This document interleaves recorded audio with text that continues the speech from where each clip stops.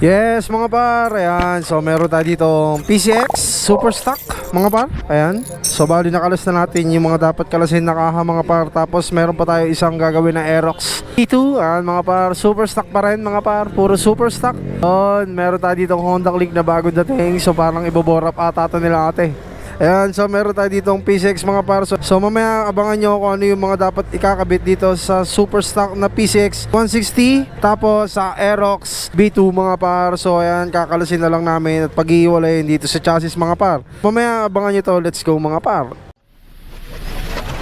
So mga par, bali ayan, napag-iwalay na namin dito sa chassis itong makina ng PCX mga par. So next natin babaklasin is yung Aerox B2 mga par. So kakalasin muna natin yung makina na ito, pag-ihiwalay natin. Tapos yung Aerox B2 na yung kakalasin natin mga par. So titignan na rin natin kung ano yung itsura na ito, laman loob ng makina ng PCX 160 mga par. Let's go. Yes mga par, so bali meron tayo dito NMAX B2, Aerox B2. Tapos ito na yung makina ng PCX 160. So kung makikita nyo mga par is may ang kanyang block, may hairline ito sa mga exhaust. Tapos sa intake meron din konting kamot mga par. So bali ito na yung makina ng PCX mga par na gagawing super stock. Ayan mga par, so lilinisan na lang to, papalitan ng block at piston syempre dahil meron ng kamot. Ayaw natin dito magkaroon ng back job mga par dito sa jeg. So syempre gagamitan niya ng degree. Tapos syempre mga par, para masukat yung tamang lift ng mga par. So asikasuhin na yan dito sa jeg mga par. So umagang kay ganda, ayan, ang dami na namang inaasikaso dito sa jeg mga par. Let's go by One Eye Jack Aerox B2 mga par. Ayan, istorbo talaga si Al James eh. Daan. So mga par, ayan, all goods yung piston. Tapos ito yung kanyang block. Ayan o, walang katama-tama mga par. 66 odo. Siyempre sabi ng may-ari is gusto niya na ipa-engine refresh dito mga par. Palitan natin ito ng gasket. Tapos valve seal. Ito yung cylinder head mga par. Ayan.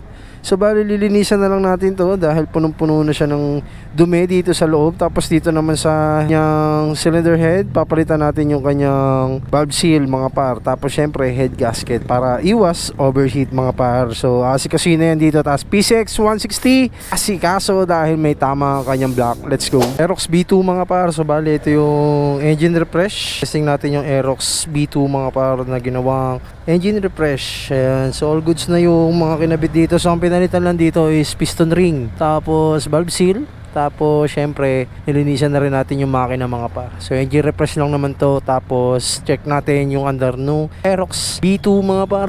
So ito yung kasabay no PCX na super stock. So ayun mga par, bali yung under na yung kanyang Aerox B2.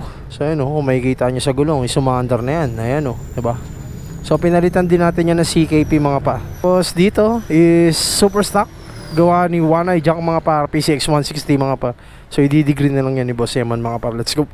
Yes mga par, so bali ito na yung PCX 160 na ginawang super stock mga par. So tetesting na lang natin to. Tapos syempre kinabit natin yan is lubang. Tapos nagpalit din tayo ng MTRT na valve spring. Ayan. So sa kasamaan pala is nagpalit si Bossing ng bagong block dahil gawa ng meron tama yung kanyang block mga par na stock block. Syempre pinalitan din natin yan na genuine parts ng Honda ng stock block mga par. So testing natin yung super stock PCX 160 mga par. Yun. Ayan Ayan. So all goods na yung super stock na PCX mga par. So bali kanlubang cam. Tapos pinalitan din ng cam gear na adjustable. Tapos syempre valve spring, valve seal, tapos bagong block mga par. So all goods na yung PCX 160 na ginawang super stock mga par. So yun lang. Maraming salamat sa lahat sa sumusuporta si Jeg. At syempre lagi yung mag-ingat. Peace out.